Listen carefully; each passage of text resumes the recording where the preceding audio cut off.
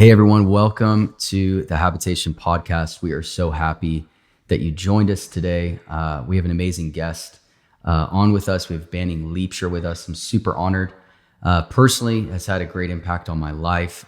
Thank you so much, Banning, for being with us today. Absolutely, William. Great to be with you. Love what you guys are doing. I don't just say that because Thank I'm on you. the podcast. I think you have to, as a guest, say that, but I really actually Right, mean right. that. Love what you guys are doing, what you're championing, what you're leading in. Just it's Yeah. phenomenal. So well done. Thank you. Thank you. Yeah. We appreciate it. You guys have clearly had an impact on us. I had the chance to be with Banning. Gosh, seems like not long ago, but I think that was about 3 or 4 months ago. And see what you guys are doing in Sacramento. It's beautiful. I have so many questions, so many things I want to learn.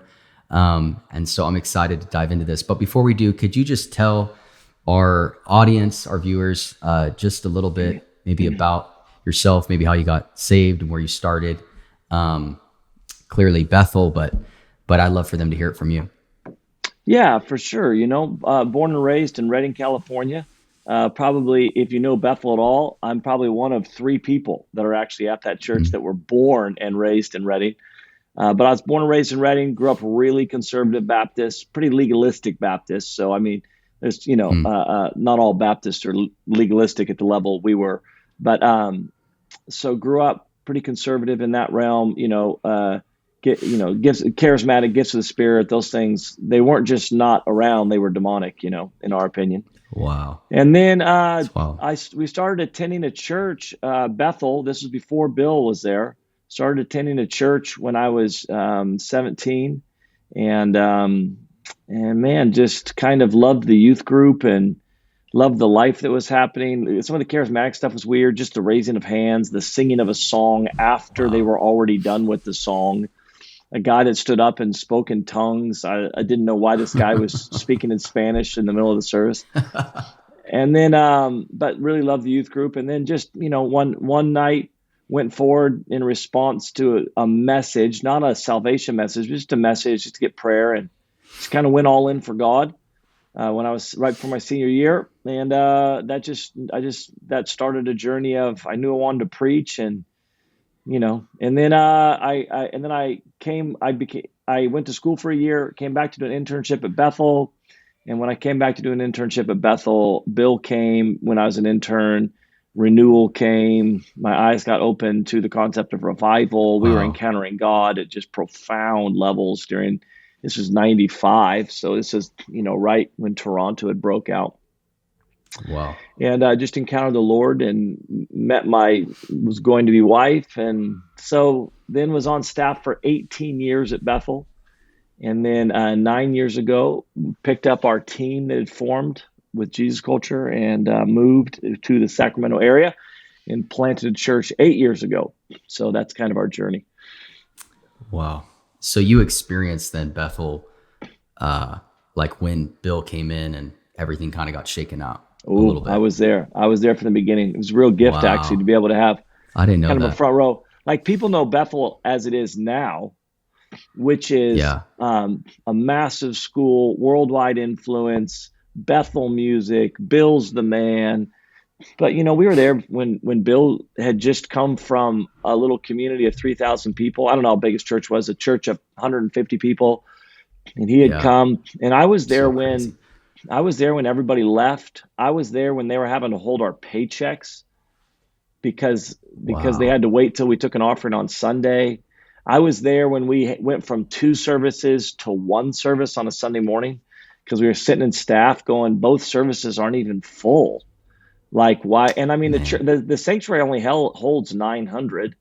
And I remember being in a staff meeting going, why are we doing two services? They're not even half full each. And us going to one service on a Sunday morning because so many people had left because of renewal. Wow.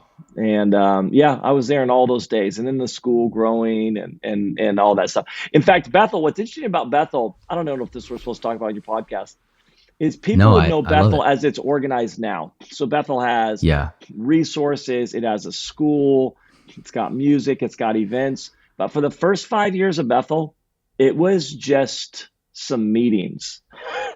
It was There was not a lot of organization around it. And Bill, we would just Wow. be hosting meetings. It wasn't like nightly meetings, but that was kind of it. There wasn't much else going on. There wasn't like a lot of like structure and a lot of like Hmm. marketing or strategy, if that makes sense. It was completely just around, we're going to host the presence of God. And so people, not everybody would know it back then, but it was a real gift to be able to be there during that time. Wow.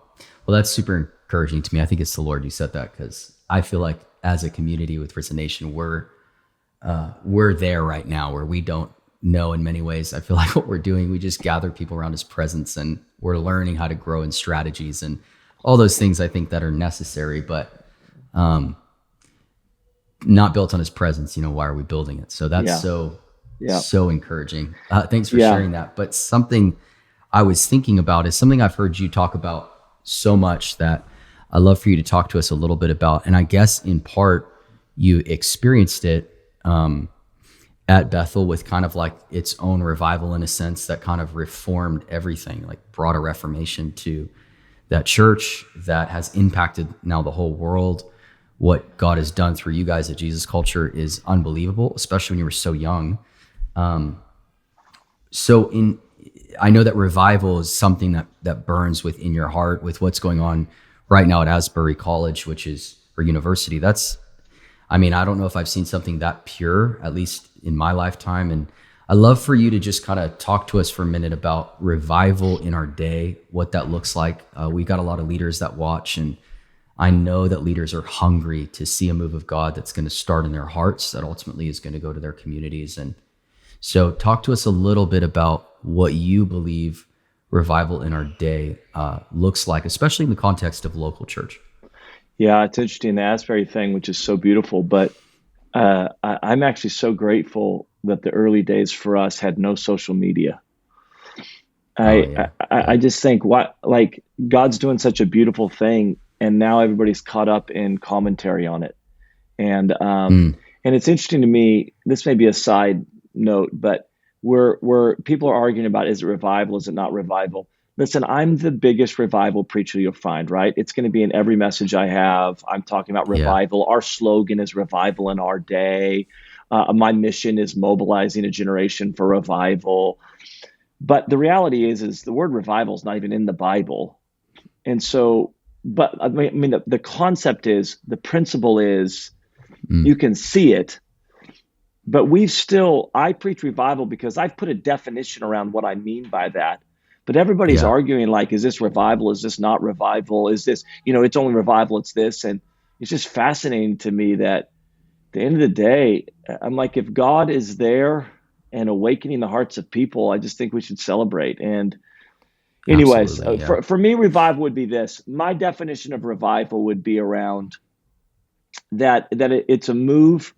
It's a move of the Spirit of God marked by the presence and power of God that awakens the hearts of believers with a greater passion for Jesus and a deeper commitment to the cause of Christ in the Yeah. earth, where the lost are saved and culture is transformed.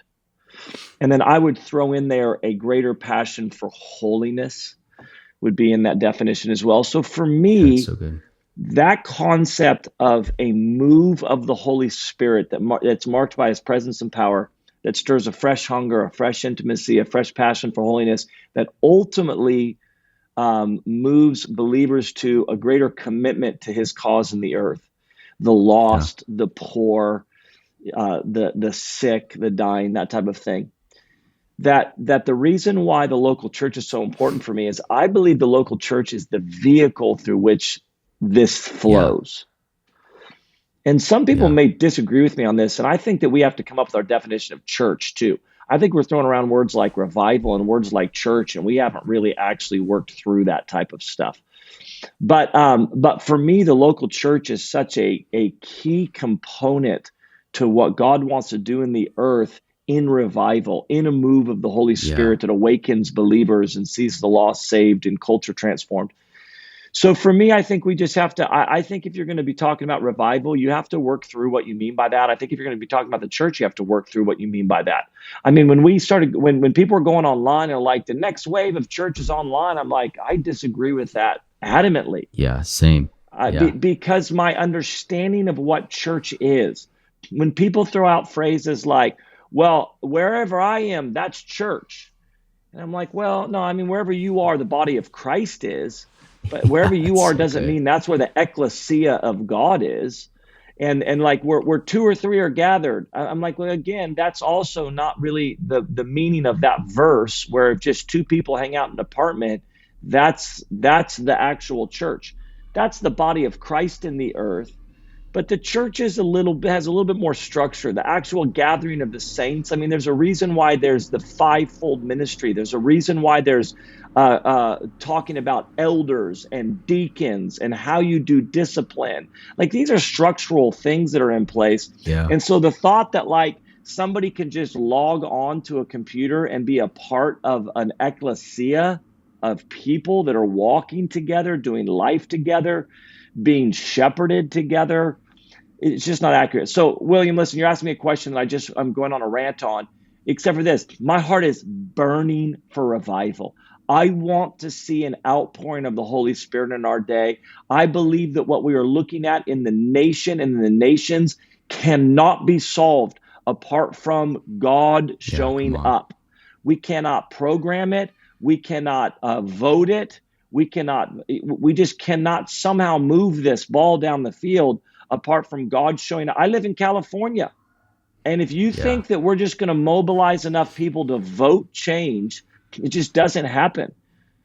God showing up and capturing Come the on. hearts of people and doing the impossible is the only answer. Now, we continue to do things where, we're continually, I have no problem people being in politics and seeking change in that category. But at the end of the day, we need revival. And then we also Yeah. need to Come on. understand how the local church works in that. And it is God's plan in the earth. The Yeah. ecclesia of God in the earth is how he pours out his spirit.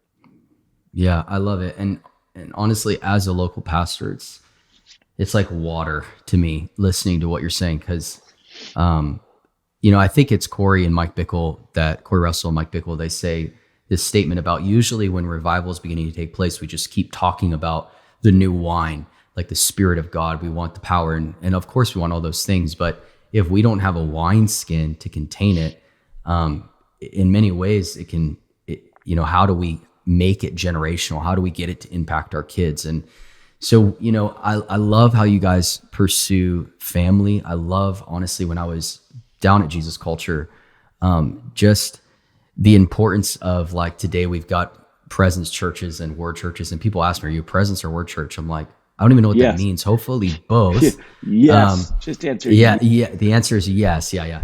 And so you said a statement to me, and this is why I wanted to start with that question when we were together. About the need to be connected to an apostolic mandate that I know you've experienced at Bethel, that now you're carrying on at Jesus Culture. I've experienced in my own life, and still, even as a senior pastor, sit under a mandate that I follow with my family, with my father, which I feel like is such a principle that's been lost in our culture. It's a principle that's been lost in the next generation, where you just have these movements sparking, and the Lord is using them and they're amazing. But what are we going to actually do to impact our children? And so I wanted you to expand a little bit more on that statement. We were talking in terms of worship the last time we sat down and talked, and just worship movements and everything God's doing in the earth, which is good things. How do we actually have it bear fruit in longevity? And you said it's got to be attached to an apostolic mandate. Would you talk a little bit into that? And I just think it's so important and crucial for us to understand in this hour. Yeah. Well, maybe I'll tell our story a little bit in this. I would probably say, again, every question you're asking, I'm like, you're probably going to have to wrestle through the fivefold ministry. I think that a lot of people that would have the title pastor, which I would, I mean, I would say I am the senior pastor of the church. But in reality, my fivefold is not pastoring. And so we've used it as a title of just like a title that says you're the leader of a church. But the apostolic, which kind of sets mission, establishes kind of the blueprint. Yeah. Connects. When you're led by the pastoral, you're going to get very people centric. It's going to be, the needs of the people, how the people are, and that's not bad. I think the pastor is supposed to lean that way, but when the pastoral leads, then it becomes very kind of like about the needs of the people. Let's make sure. The apostolic obviously cares about people, but it's on mission to advance the kingdom of God in the earth. Like it's on mission to see the kingdom advanced in the earth. And so when you're disconnected from that, and I don't think every church has to have that in-house necessarily. I think that you can align yourself with that kind of mission somewhere. But for example, with us, you've got worship. Worship has always been a massive part of what Jesus Culture's done. In fact, I'd say most people listen to this podcast right now, you may not even know who I am. It's the music that you would actually know in regards to Jesus Culture. But the music was never disconnected from the mission. So in other words, we built a whole music label. We still have it. We built a music label. We had worship leaders. We were releasing albums. We were going out on tours. But none of that was to have a music label. None of that was just to release music. None of that was it. All of that was it was a piece of something bigger that was connected to seeing a generation in revival. And so so keeping like worship, keeping worship leaders, keeping that type of stuff going, oh, no, this isn't just about you building a platform. This isn't just about us getting an album out. This is about that album is a piece of something in our movement that's connected to mission to awaken a generation for revival. Yeah. And so when you get disconnected from that, it just goes in directions that I see it. I see it all the time. I don't want to tell stories on here, but I don't want to expose. But you just see people that they were worshiping. Example, they were connected to a mission, got big, disconnected, and just kind of were now just kind of doing things for themselves. And people may have a problem with that. They may say that sounds harsh. I don't think that everybody has to be at a church the rest of your life. I believe you have to be at church, but I'm saying. So I don't even know if that answers it, William. I feel like I'm probably rambling on you, but somehow thought of like, is what I'm doing connected to a bigger picture of advancing the kingdom? And if I'm not carrying that apostolic anointing, am I connected to an apostolic anointing that has a blueprint and is kind of leading a tribe on mission? That was Bill. Bill's just up there in Reading, beating a drum, and all of a sudden people were just saying, that resonates with me. John Wimber, you can just go down the list where leaders and pastors were just recognizing what you are communicating and where you are leading is the tribe that I believe I'm to be a part of, and that together we are going to advance the kingdom in the earth. Yeah, come on. I mean, for me, this principle of, sitting under, it's the Psalms 133 example. It's how beautiful and pleasant it is when brethren dwell in unity. It's like the oil upon the head of Aaron down to the garment. And I love at the end of the verse, and it says, and there, speaking of the bottom, is where I command my blessing. And so there is something about being able to come under. I mean, the scriptures also tell us the left hand can't tell the right hand, I have no need of you. And in many ways, that's how we operate. But, I love what you said about like online church and all that, because like, I don't FaceTime or live stream into my family. I'm, totally. I want to be a present father.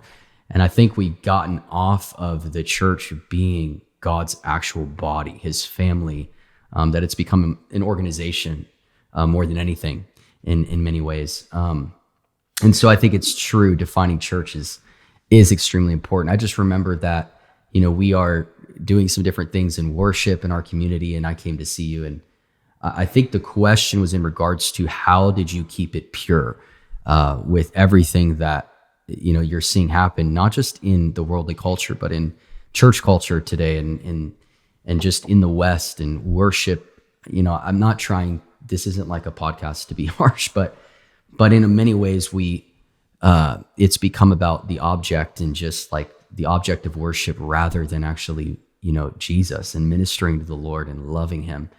And so I've been fascinated watching your story. I don't know if many people know this watching. I think it was 2011, right? That was when you had the Chicago Awakening. Yeah. Okay. So 2011, I was right out of high school. I remember watching you preach in Chicago, and I'll never forget you were talking about the 10 virgins, 5 are wise, 5 are not.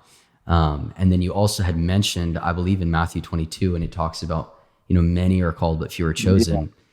Yeah. And you said you would walk around your college campus and say, you were singing More Love, More Power, which is like one of my favorite songs in the world. And I think we need to bust out some of the old stuff again, personally. Absolutely. But it's just vertical, man. It works. But you were walking around this college campus and crying out, God, give me a generation. I remember weeping watching this video and just thinking to myself, Lord, I want that. Like, I want to burn this way. And so to watch how you've navigated these waters where, Jesus culture, music especially, exploded to probably the biggest, I think, especially at that time.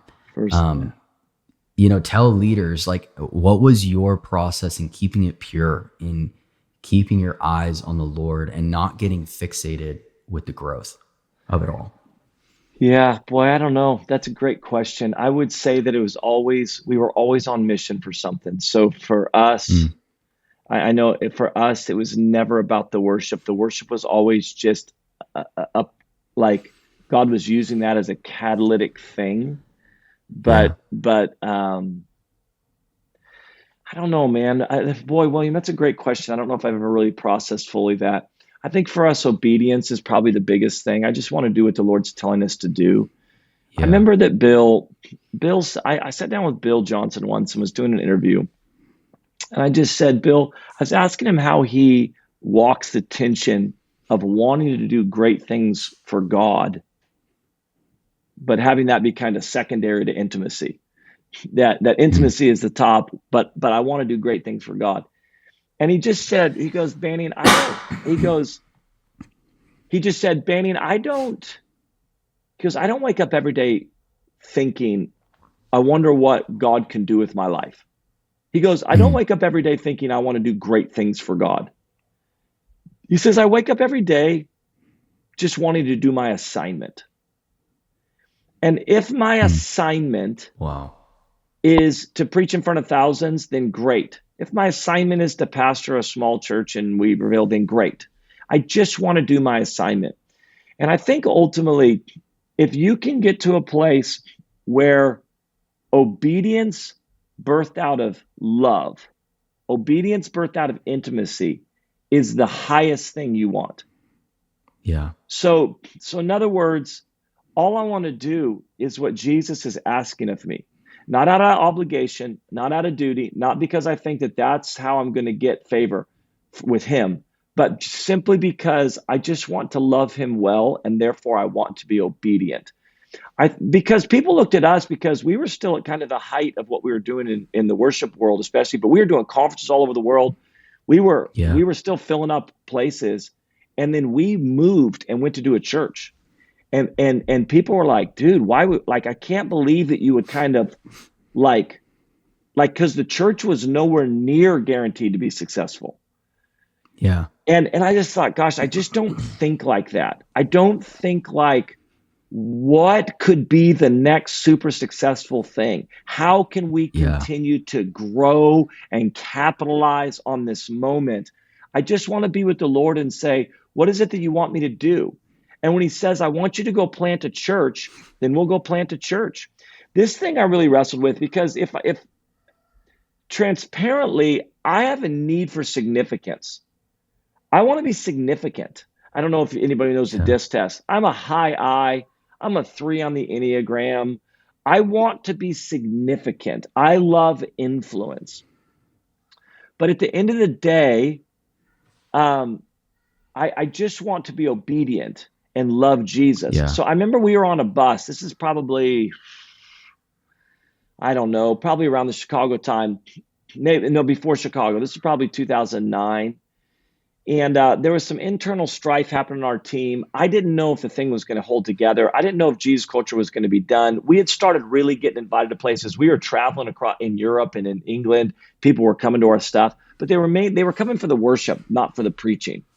And I remember that I'm not sure. Wasn't sure if we were going to be able to keep the worship together. And I was on a tour bus one night by myself in the afternoon, actually wrestling. Like, I don't know how to describe this. Wrestling through. Am I going to be okay if Jesus culture's done? It was finally, people were finally showing up to what we were doing. People were knowing who I was. They were knowing the ministry that I was leading. And I was just on the bus, just wrestling, like, would I be okay if this all ended today? And I remember going back to a Mike Bickle sermon that I heard talking about David and him describing success as, I am loved, therefore I'm a lover.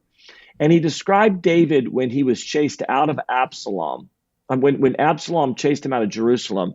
And he was describing, paraphrasing, but he was like, hey, David's in the wilderness, just writing love songs to God and loving on him. And the concept that I can love you in the castle or I can love you in the wilderness. I don't care where I'm at. Yeah. My goal is to love you. So I can love you in the wilderness or love you in the castle. And I remember just telling the Lord, I can love you anywhere. I can love you pastoring a group of 20 kids in the middle of nowhere at some small church, or I can love you in front of thousands. I just want to love you and I want to be obedient. So when you say, how do you guard that stuff?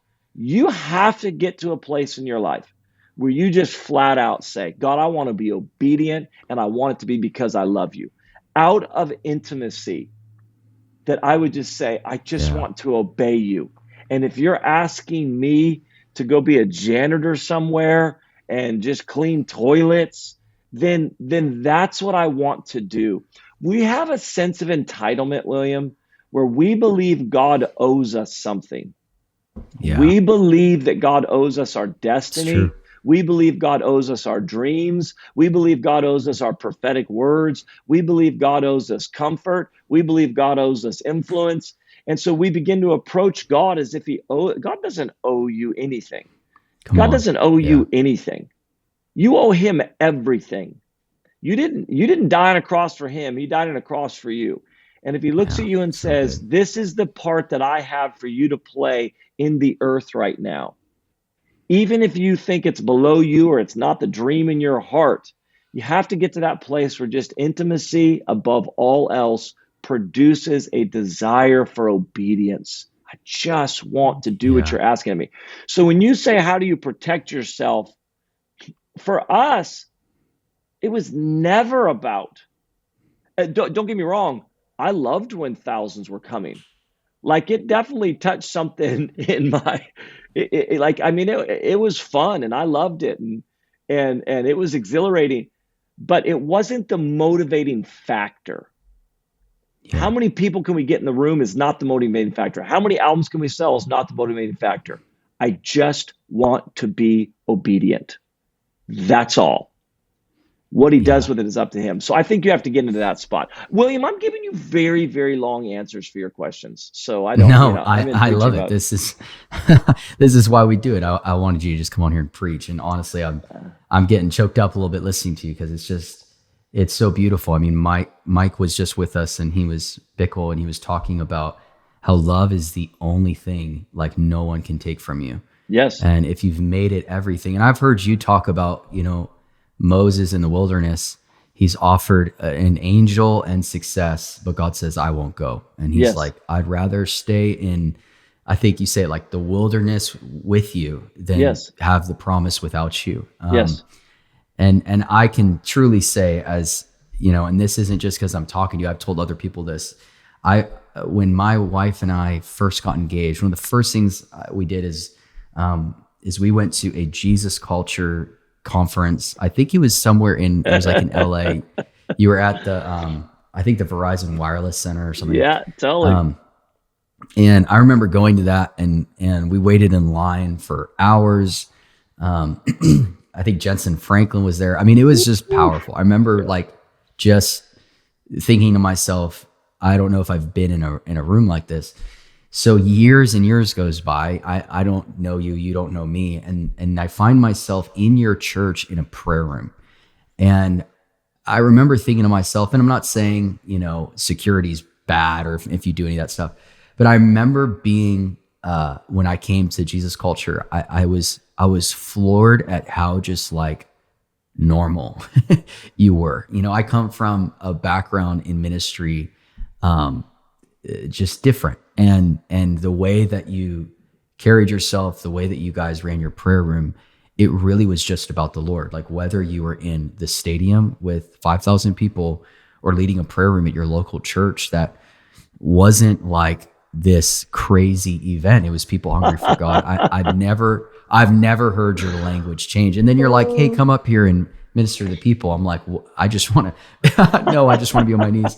I was so like caught off guard by how genuine, and not that, I was expecting something different with you, but I can truly say I've never heard the language change. And so this last question is going to be a hard, not a hard one, but it's a broad question that I know you could go for like hours on, and you could do it.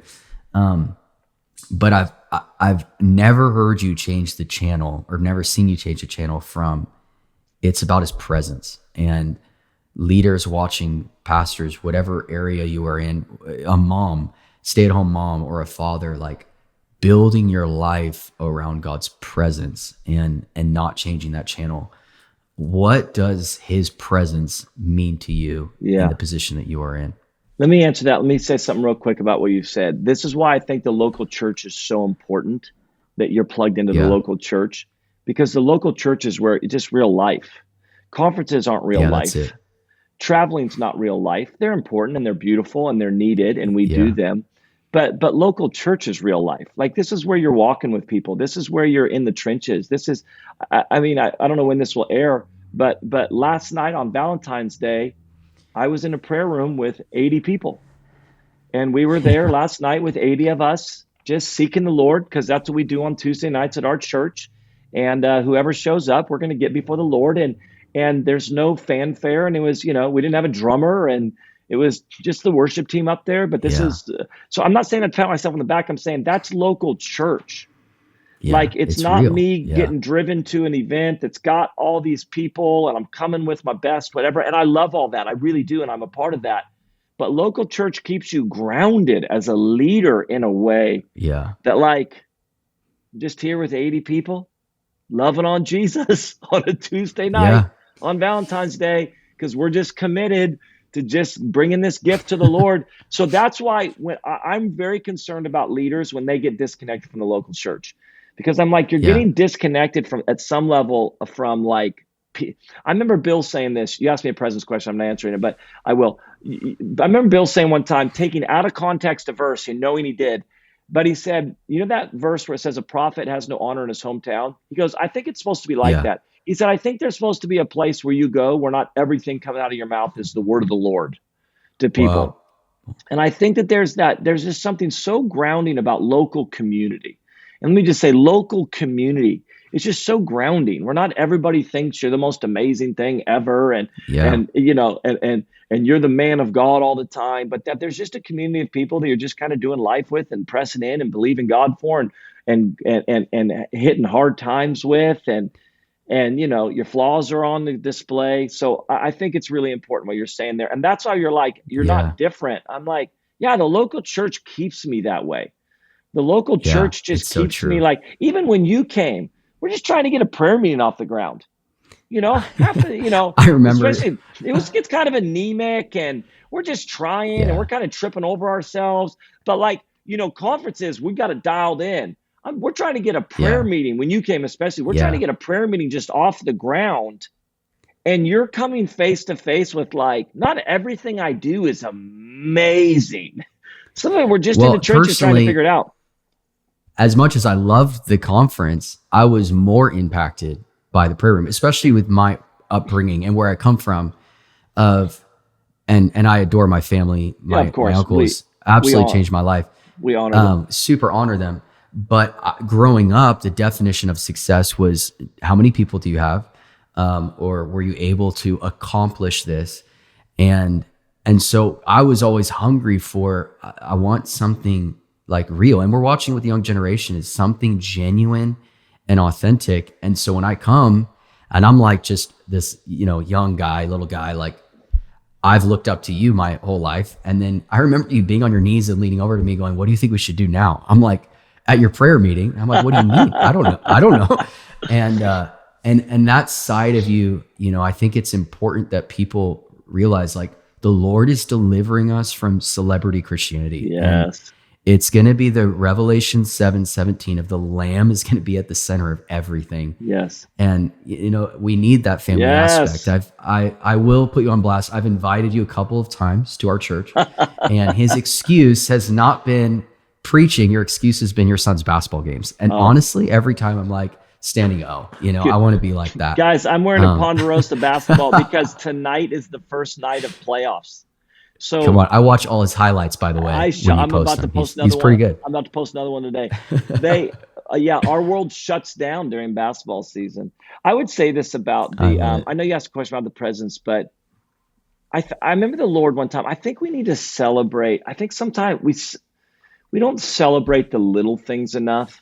I think there are things that move the heart of God that we're unaware of. And I would say this, I think that most things that truly move the heart of God are done in hiding. I'm more and more convinced. And so we can end with this, these two stories. No, it's so but good. I remember we were Tuesday night, really felt like we were to get a Tuesday night prayer gathering going. We're trying to rebuild our culture from COVID. We lost half our church. Most of our core people moved out of California. Like it just decimated our team. So we're trying to reestablish our culture. But in the midst of trying to reestablish our culture, I really wanted to see a prayer gathering going. So we start this Tuesday night prayer gathering. And sometimes it's powerful, and sometimes it felt like, I don't even know what we did. We just stumbled across ourselves for 90 minutes. But I remember one time in the middle of that, the Lord showed me a picture of a toddler. And if you're ever around a toddler who's trying to learn how to speak and they're trying to talk to you, you have no idea what they're saying if you're not their parent. You're like, I don't know what you're asking of me. And they're trying to talk to you. They're trying to do it. So you call the parent over and say, I don't know what they're trying to say. And the parent listens, and the parent goes, oh, they're asking you for water. That's what they want. They want water. And you're like, oh my gosh, how did you even understand that? And this one, I felt like the Lord just said, I felt like we were that toddler, just trying to somehow communicate the best we can, trying to figure out how to pray, stumbling across ourselves most of the time. We probably sound like idiots. And the only person that understands us is God. So God's like, I know exactly what you're trying to say.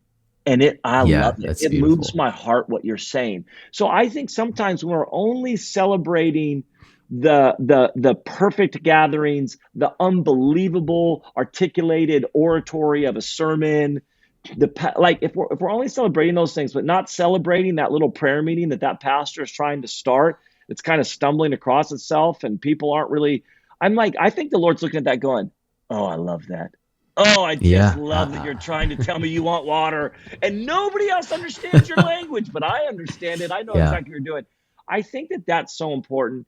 And then I'll just end with this, but I remember when we started the church, it really took off. I mean, we're 3 hours away from Bethel. I came with like 7 famous worship leaders. We had a name, and that's not an exaggeration. We had a name, and so we start the church, it takes off. We're like at 3 services in this high school theater. And I get to church one day, powerful Sunday. All 3 services were full. My message was on point. Worship was great. Transitions went. Everything was good. And in between services, I was talking to this lady. I was out just connecting with people. And a lady walks by, said, hey, I've never met you. And she says, hey. And she said, hey, she was going to our church for a few months. We have a course called Elements, which is like the kind of how to get involved. And she kind of apologetically and sheepishly said, hey, I've only been to one of the Elements course. She said, I have social anxiety and I feel pretty nervous around people. I've been coming to church, but I just haven't been back to that gathering. And I was like, oh my gosh, don't even worry about it.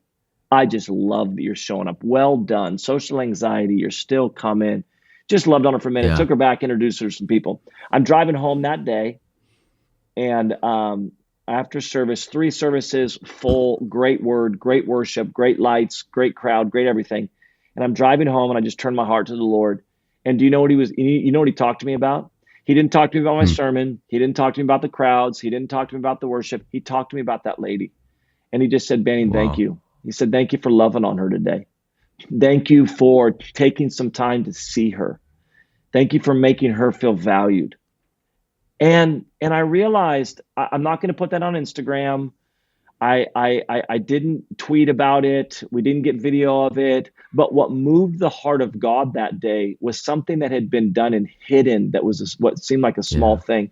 My point is when you're describing. See, when you show up to that prayer meeting, and like, boy, this isn't this. I'm like, this is what moves the heart of God, in my opinion. Listen, does he love the big gatherings? Of course, like all that type of stuff.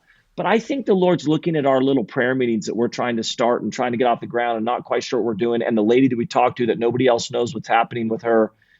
And I think it moves his heart. And I think that's why if we can really attach ourselves to God, what moves your heart, then I'm going to celebrate the big gathering, but I'm also going to celebrate that guy that went to lunch with that guy and is just pouring into him. You know, it's that, and that's where the local church keeps you grounded in such a beautiful way. It's just story after story after story of those things that don't feel like home runs. They do not feel like home runs. But I just think that Jesus is up there just going, come on. I love that. So that moves my heart. So I would say that. Yeah, it's so encouraging. The presence. Well, we got the presence. Well, we got 5 minutes left. Yeah, yes, that's good. Perfect answer. Yeah, and that's why I think our definition of success is really important. I always say I believe we're in an hour where God is going to mark communities and families with these 3 words: God is here. I love Ezekiel 48 describes this beautiful city, and at the last verse of the chapter, it says, "And the name of the city will be the Lord is there." Yes, and that's always been your language. It's your pursuit, whether big or small, and we value that. We love that about you. So your answer is His presence is everything. We have nothing without Him. Yep, that's it. That's why Asbury. When people say, "Is this revival or not?" in Asbury, do you know that Elmer, the work that they did? I think they wrote a book on the 20th century revivals, but he just says the definition of revival is this: God is present. So we can have all these other markers. We can have all the other markers about salvations and the poor, and those are all important markers. But at the end of the day, God with us, His presence with us, His presence moving amongst us. That's what we desire, and it's all we have. I'll end with this question on the presence. Moses said the most fascinating statement. He said, if you don't go with us, how are we different than any other nation? What a mind-blowing statement that somehow because they were, of course they were different than other nations. These nations were some of the most unholy, heathenistic nations surrounding them. Child sacrifice, sexual immorality, violence, idolatry, debauchery. This is happening in the nations around Moses. And Moses goes, God, and Israel had different standards. They had different ways of doing things. They were not like all the other nations. But Moses says, what separates us?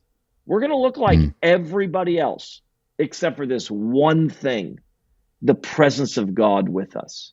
And I think we have to begin to define success as a people of God as just God with us. That's it. Come on, man. It's not by any number anywhere. It's not a number. It's just God with us. And that's what we're looking for on Sunday. That's what we're looking for it's just God with us. And that's how we define success. So good. And the outflow of that is lives changed. Come on. Revival is Him. I often, I think about Psalms 132.